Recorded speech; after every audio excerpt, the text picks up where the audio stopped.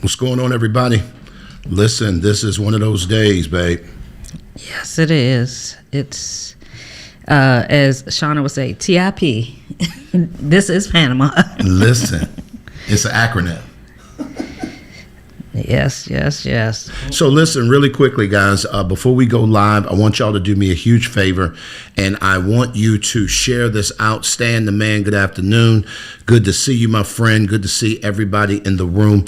If you're in the room, whether you're live here with us or you're joining us by way of replay, can you do us a huge favor? Put your name, the city that you reppin', meaning the place that you're tuning in from, and just, let us know just a little bit about you. Why do you watch us? Why do you subscribe to our channel? What is it that it's about? What? Because they like me. Whatever. And at any rate, y'all stay tuned. We're going to be back with a touch of how we navigate. We're going to talk about some things when routine maintenance, babe. Routine maintenance means cold showers in Panama. We're going to fill y'all in on what we're talking about. Right after this.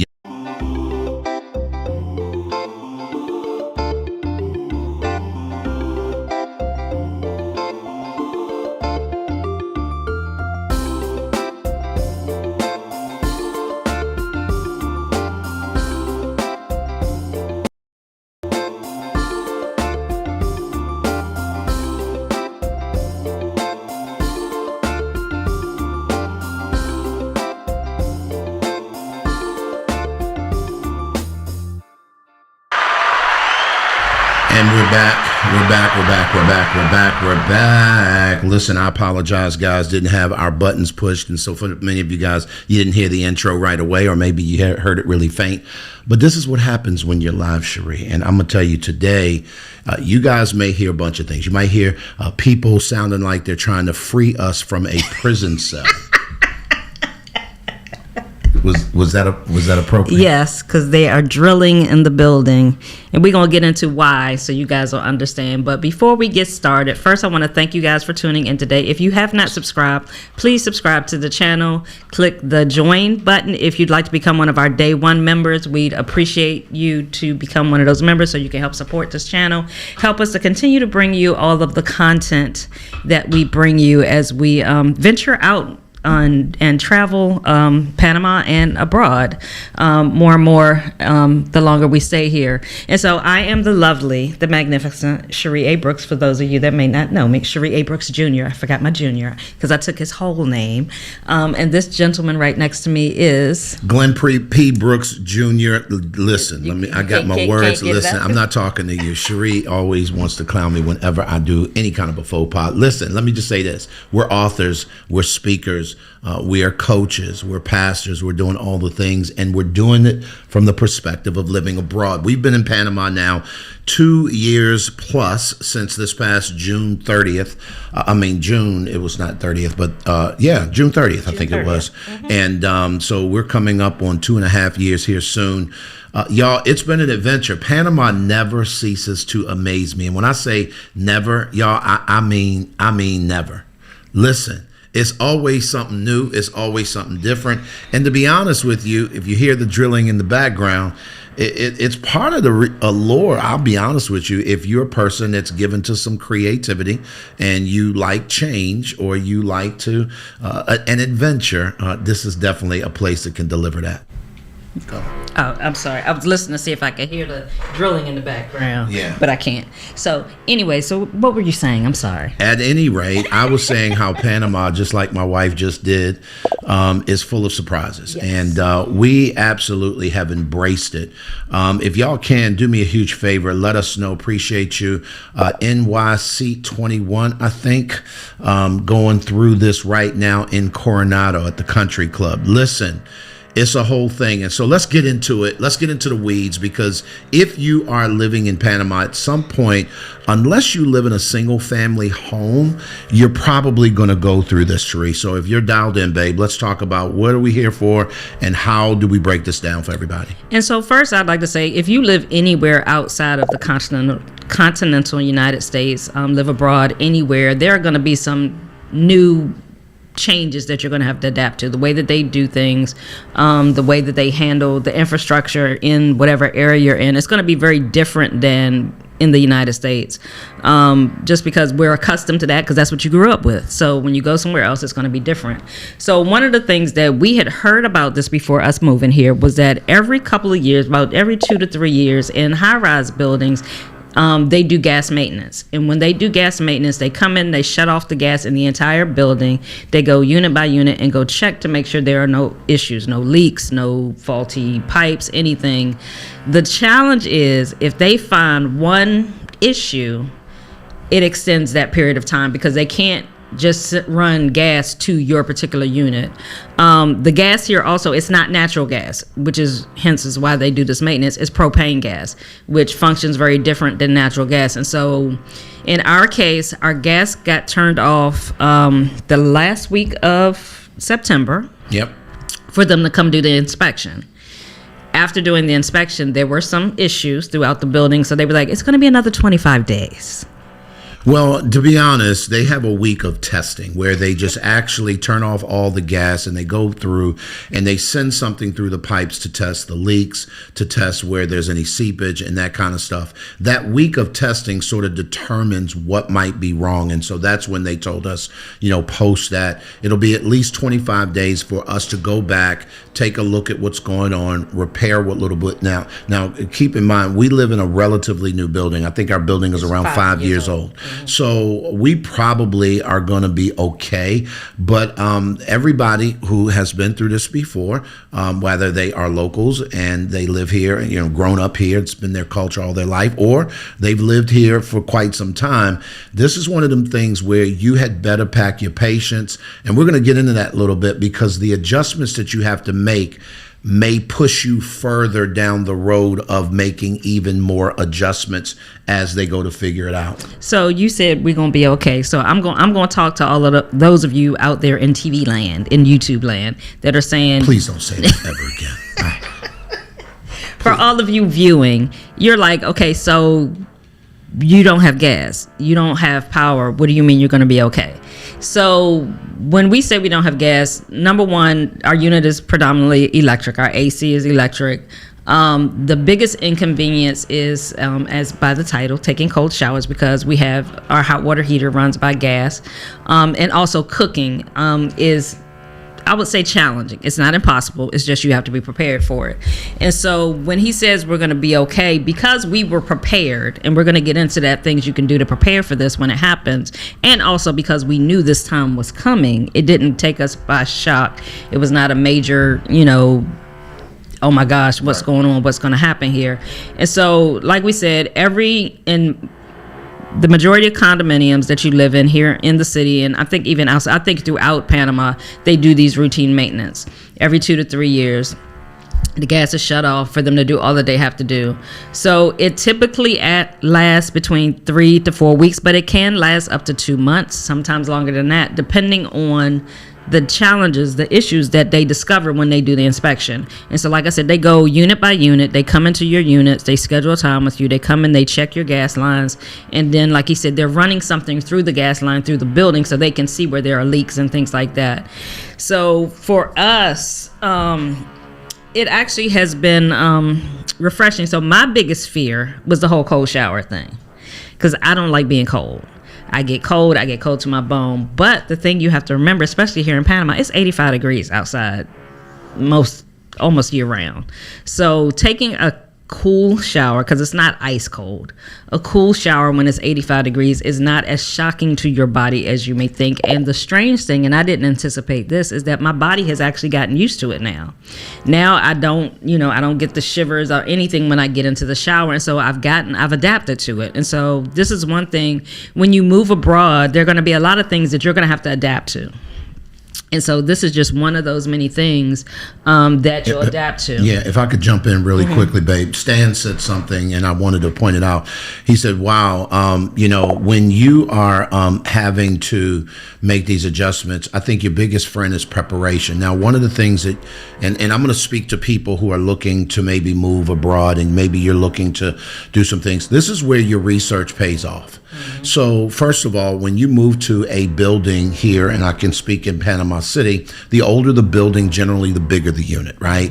The older the building, generally the less amenities you're going to have, because back in the day, they just didn't have all the pools and the gyms and all that. They just built big units. They weren't skyscrapers, Right. and they did not have a lot of the niceties that these newer buildings have. However, the truth of the matter is that when they turn this gas off, in the newer buildings, they are going to communicate with you. In most cases, you want to make sure that you have the kind of responsive, and these are questions you can ask your realtor, like, who are the developers? Like, how many properties do they have here in the city?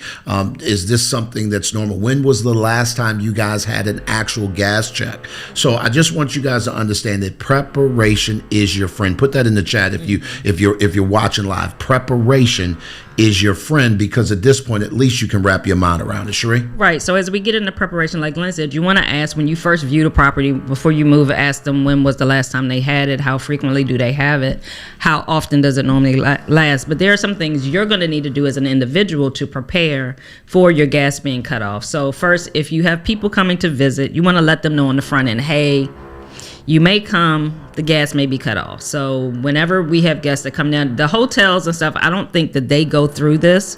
They don't shut off the gas in the whole hotel. I don't know how they do it in those buildings, but I've never heard of any hotels having this challenge. So I don't know how they operate. Well, also, most hotels don't have, there's not gas running through the units. Yeah.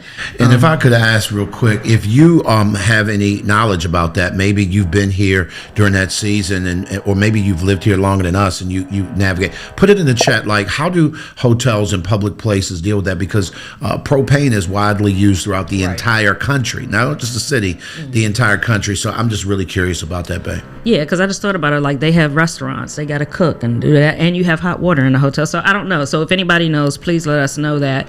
But for those of you in a residence, so there are some things you're going to want to do on the front end. There are things you're going to want to make sure you purchase. So I have a lot of electric. I'm the kitchen appliance queen. I have every kitchen appliance known to man.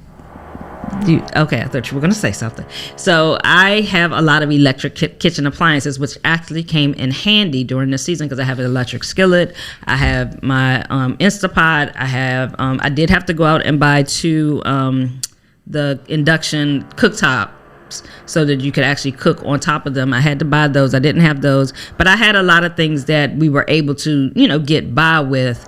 Like I have a water kettle, electric water kettle, so I can warm up water to use to wash dishes. Put hot water in the sink when I wash dishes. As far as your kitchen, that's going to be your best thing. Get an air fryer, get those electric appliances that you have. You may not use them on an everyday basis, but think about what are the things that you would need if you lost gas. What were things so that you can still cook? I think also we have a slightly unfair advantage because we both are former military, and so we know how to rough it a little bit. We've had a bug out bag. We know how to make fire without fire and all of that stuff, and so that made it a little easier for us just thinking about going through that process of thinking of the things we need. Yeah, and not that we're making fire in an apartment or in a condo. No, you don't want to do that in an apartment. But one thing I did want to add, Stan said something, and I think it's worth making sure we mention on the front end. For the people that think, well, why would they do this? It is for your safety. Yes. And I want to say this, that when you think about some of these buildings are 40, 50, and 60 stories tall. God forbid there is some sort of gas leak or explosion or anything. You can just imagine how devastating that would be, not only for the people in that building, but also the people around it, the city, and the whole 9 yards. We've never seen anything like that since we've been here. We've heard that it's happened in times past. But I promise you, this is definitely for your protection. And for that reason, babe, I'm really not mad, to be honest with you. Right. It's a minor inconvenience for my safety. I'd rather them check it than them not, and something happen. And when you think about living if you've ever lived in a condo, in an apartment complex, you're always kind of concerned about your neighbors, what they're doing, just as far as fires and things like that. So this takes that one thing you don't have to be concerned about. At least the gas lines are straight. So even if something happens, it's not going to be as catastrophic catastrophic as it could be if those lines were not repaired, if they didn't check them to make sure everything was okay. And so aside from, getting all the appliances that you need in the kitchen to do those things, like I said, prepare yourself mentally to take cold showers, to take cool showers, because that is going to be, you can't heat up a shower. I mean, if you have a tub, and most units here do not have bathtubs, if you want to boil water and put it in the tub, you could, but the majority of units do not have tubs. Most properties here, you have showers. So you're going to have to, fix your mind on getting, taking cold showers. Now, one thing, when it first started, we had considered, well, it's going to be a week. Do we just go stay in a hotel? But then we were talking to some other people that are Panamanian, and they were saying, no, it's not going to be just a week. It's going to be 3 weeks. Now, if you're built that you could go stay in a hotel for 1 or 2 months, then that's a great way you can avoid all of this. But then also you got to think about the expense of staying in a hotel or whatever for that time, and eating out during that time, unless you do an Airbnb. But then if you do an Airbnb, who's to say they're not going to do it there? So, you got things to just consider. Yeah, real quick. And I just wanted to just kind of slow our roll just a little bit, babe. When we talk about protection, NYC 21, do me a favor, put your government name in there just so I can address you personally, if that's not a problem for you. I like to create dialogue, and I like to know who we're talking to. Where did you hear about it blowing up about a year ago? We had some neighbors that no longer live here in Panama. They were missionaries, and they moved back to the U.S., but they were talking about, they'd been here 3 years, and prior to us getting here 2 years ago, they remembered a unit exploding here in the city. But just for reference sake, where was that? Because the other part of this is the area. Benjamin. Okay, hey, Benjamin, good to see you. Yeah, let us know, Benjamin, what area of Panama City, or was it the interior? I'm just curious, because a lot of times when these things happen, it may behoove you, especially for those of you guys who are researching the area, to pay attention things like that. Okay, TVN, it was on the news.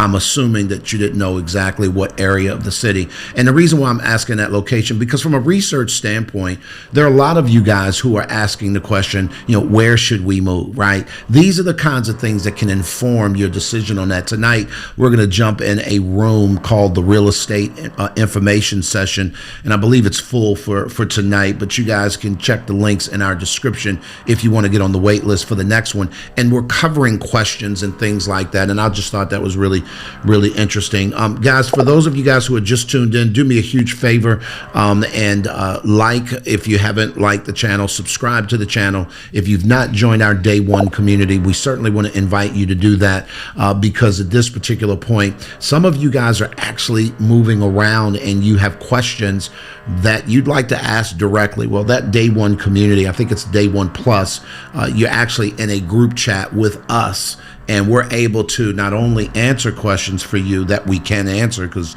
we're not relocation specialists and we don't do this for a living, but we can answer questions where we may have the answers to them. But the other part is we get to kind of hand you off to people, and there are other people in the community can chime in. Babe? Right, because we don't know everything. So that's a community. If you're a Day One Plus member, you get access to that chat. So if you'd like to join that community, please click the join button. So as we talked about preparation, another thing that you can do to prepare when it comes to, your meals, as far as cooking, you can meal prep. If you, for us, we've been blessed. We have a chef that actually prepares our meals. And so the first 2 weeks, she actually prepared them in her home and then brought them here. But this past Monday, she actually came to our unit and used the hot plates and everything that I had, and was able to prepare our meals here in our unit. And like I said, it's gas when you think about it, especially here. Now, in the States, if you're somewhere that's cold, that could really be a challenge. But for here, the more inconvenient thing would be if you didn't have electricity, because you wouldn't have AC. And so it's about shifting your mind. And like I said, it's an inconvenience. It's not, the end of the world. Is just, something you have to make adjustments for. So the other thing we had to make adjustments for, although we have a washer and dryer in our unit, we can't use our dryer because that's gas. So there's actually a laundromat within walking distance for us, and I just take our clothes there, go get them. They do the wash and fold service, and I just pay for them to do that. I've been doing that for the last 3 weeks, to have them do that, and then just bring it home and it's taken care of. So I don't have to worry about that, because I don't have a large enough space to hang clothes outside and let them dry. And also here in the city, most balconies are not big enough to do that. You know, you don't want to wash all your stuff and hang it out there in one day. I mean, if you were doing it, you know, every day, you could probably muddle through that and get that done. But for me, it was just much more convenient to just go ahead and take it somewhere and get them to wash and dry it for me. And it's a few, like some of our things that I don't normally dry, I'm still washing those and just let those hang and dry. Yeah, I just want to add, that's one thing that we learned really quickly. Culturally, a lot of Panamanians do not have dryers, right? So that is not unusual for you to move into a building, first of all, that just don't have any appliances. You may, depending on where you move to, you may have to actually put those appliances in that unit. But a lot of Panamanians, by culture, grow up without a dryer, and quite frankly, they don't generally take hot water. They don't add hot water to their shower. So they may have hot water in their buildings and in their units. They typically don't take hot showers because it is so hot here in the country. So that, keep that part in mind. You're moving to a place where culturally this is normal, and the beauty of it all, I think, babe, is for us, we have found a lot of people who had been through it, and particularly our Panamanian friends, who just really coached us up and was like, yo, like, it's not the end of the world, and as much as in your mind you're thinking, see, I'm from Baltimore. Listen, Cherie's from DC. Listen, right now it's cold in the mornings and at night, and you know, to think of taking a cold shower, ain't nobody really, unless you on some health stuff, ain't nobody thinking about that. So that's one of the reasons why, you know, you fix your mind, you build community with people, you get coached up, and you get through it. And so, speaking of the cold shower, so this is another mindset shift. Actually, taking cold showers is better for your skin. So it helps to hydrate your skin better, whereas hot water, taking hot, and Glenn says, I used to take scalding hot showers. I like my showers hot. Actually dries your skin out. So I can honestly say in 3 weeks, I can tell the difference in my skin. So just taking these cooler showers. So there's some benefits to not taking hot showers. As much as it may be inconvenient, there are some benefits. And also cold showers in the morning, it helps wake you up. It invigorates you in the morning. And so if you shift your mind and think about the positives, look for the good in this, then it will help you to be able to get through it, whether it lasts 2 weeks, 3 weeks, 2 months. Mentally, you can prepare yourself to be able to get through that period of time and just realize it's just simply an inconvenience. Yeah, I was just talking to a Panamanian friend of mine last night, and they were saying it was 3 months out. They were out for 3 months without gas. And so, but again, there's a couple of things that don't stop nothing in Panama. The rain, okay? Number one, it rains 9 months out of the year. Now, it doesn't rain every day. It doesn't rain all day when it does rain. Think South Florida. You get what I'm saying? It may storm, and then it looks like it didn't do anything. But it rained. We live in a rainforest. So, like, the city literally is emerging out of the middle of an actual rainforest. So it rains all the time. Secondly, when it comes to these kinds of inconvenience, it don't stop nothing. We have seen situations where because they have pretty much one water plant that services the water and the filtration for the entire city and the surrounding areas, there are times where that water plant is down for maintenance, or maybe it takes an electrical shock, or a transformer is blown in the quadrant where that is, and you literally are in a unit that doesn't have running water, right? So at this point, this is why it's important to have, be in a place where they have backup water reserves and all. So people are used to living like this, and they, quite frankly, have made a lot of adjustments. And our job, just having moved here, is just to get with the program. And I'll be honest with y'all, as crazy as it sounds, it's not bad at all. I feel like I have not missed a beat. One last thing I want to say is Chef Melanie has been a great coach in terms of just being able to, when we first found out about it, I said, Chef Melanie, we're going to be without gas. And she looked at me like, and? Okay. And I was like, well, what? How we going to eat? And literally she was like, I'm going to show you. Mm-hmm. And she said, first of all, you guys got every electrical appliance known to mankind. So you're going to be fine. But secondly, I'm going to show you how you would prepare your meals on these hot plates and all that kind of stuff. So if you have not checked out some of our stuff on YouTube, or particularly my Instagram account, you might want to take a look at that, and it'll give you some ideas. So my investment in all of my kitchen appliances paid off. Help me! So that I can see if there's anything else we need. Yeah. Wow. No. We are running out of room. No. So another thing as far as the inconvenience, and not sure if you guys can hear. So they're working in the building because they're working on the lines. They're doing some repairs on someone's line somewhere in the building. Buildings in Panama are made out of concrete and stone. So they are working 3 stories down from us, and we can hear and feel the vibration of them working in the building. And so normally we don't hear noises like this, or every now and then somebody's getting work done. They send you notice and let you know somebody's doing work. But that's another inconvenience that you may experience, because if they're working in your unit, because of there's been they've detected a leak or detected something with the pipes they need to go in and repair, they may need to come into your unit to do some work. They may be, on your floor or in your building, and that can be somewhat of an inconvenience as well. And like I said, one of the biggest things we've learned living here in Panama is patience. Learning to be patient and understand that things don't move at the same pace that they do in the States. As I'm sure some of you may be wondering, well, why does it take 3 weeks? Why does it take a month? Number one, you're talking about buildings that have hundreds of units in it, and they have to go through each unit. And because we do not have separate, the gas tank for the building is for the whole building. So there's a central line that runs through the entire building. Just if you think about if you're in a single family home, your gas line comes from the gas company into your home. And so they have to check the entire line. But being able to be patient will help you to manage these adjustments you have to make without getting frustrated, with not, the whole woe is me mentality. Just be adaptable, be patient, and it also takes having a good sense of humor. Absolutely. Look, listen, guys, we're getting ready to wrap it up and get out of here for the day. We got a couple of things we want to share with you, but a sense of humor is absolutely needed. You cannot walk around so stuffy and so tight.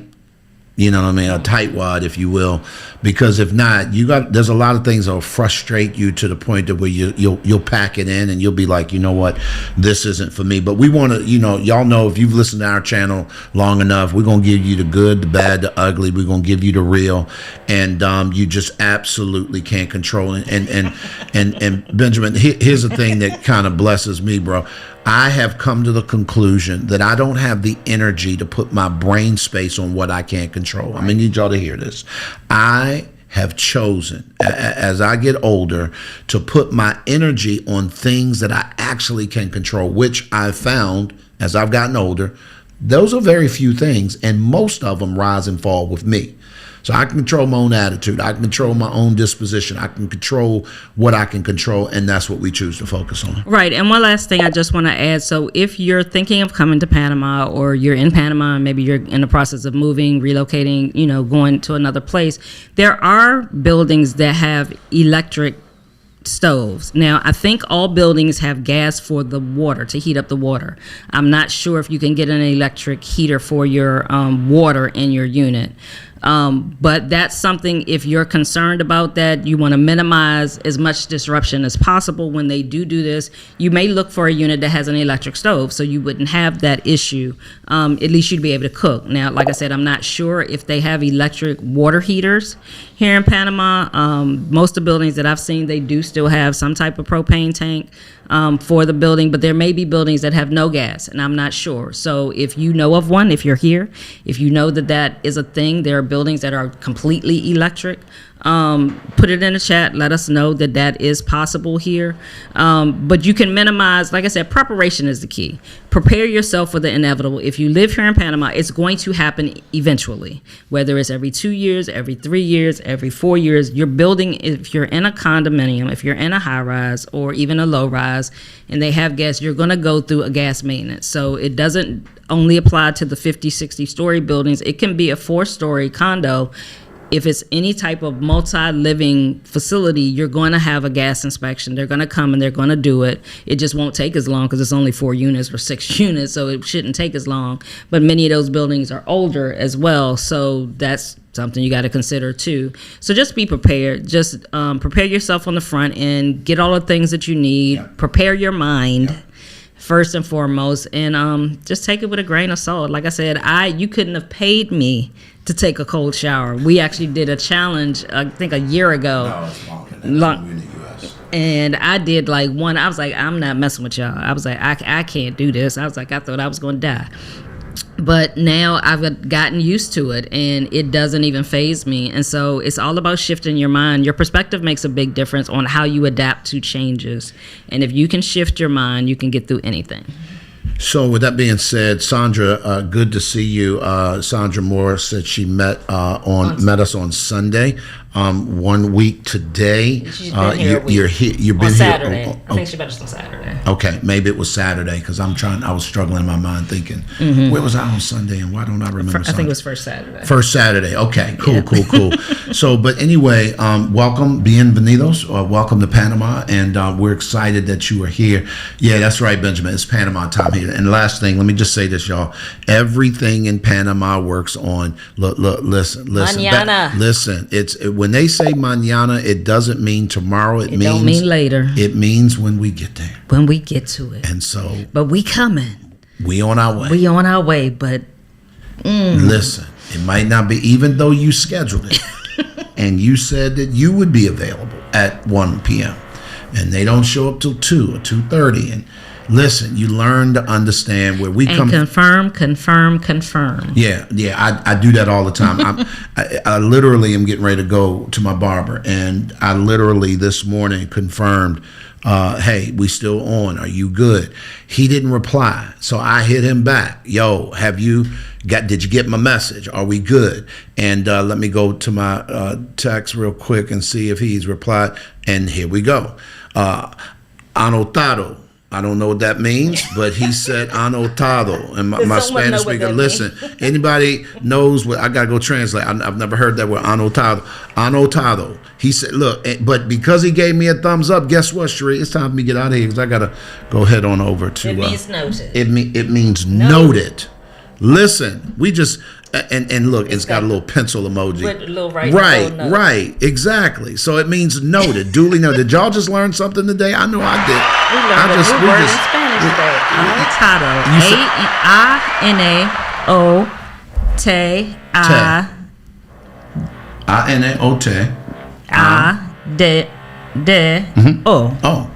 Anotado. That's ANOTADO. We learned a Spanish word today. We did. So that was your Spanish lesson for the day. Guys, we're going to get out of here for the day. Thank you all for tuning in and being a part of our community. And that's something we should do. Maybe we should do an episode. Would y'all like to learn some basic Spanish? As basic as our basic is. Maybe we'll do a word of the week. Yeah, I like a word of the week. I don't know. Maybe we'll do a word of the week. Wait, slow down. I like the word of the week. She's off mute. She doesn't know that her mic isn't even on right now because of all this background noise. I'm trying to limit the amount of blast these folks get today. They're drilling y'all. But that's a good idea. If y'all are interested in one new Spanish word a week, what is it? What does it mean? How do you spell it?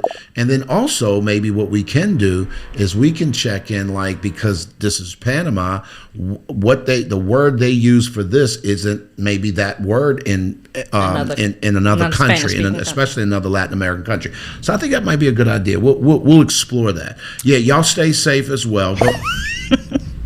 I'm fine. I'm the noise. Yeah. You good? Yeah, we got all kind of problems. I gotta go. Yeah, we gotta go. Great seeing you guys. Join us again next week for another episode of Behind Closed Doors with the Brookses. If you have not subscribed, please subscribe. Also, if you'd like to become one of our Day One members, please click the join button, and we look forward to seeing you guys next week. As always, you cannot get to any place of significance by yourself. And why is that, sir? Because we all need some help. Oh, that's Sandra from Price Mart. Ah. Hey, that's where we knew her from. She was like, I ain't tripping. It was on Sunday. Y'all be good. We'll catch y'all next week. Bye, guys.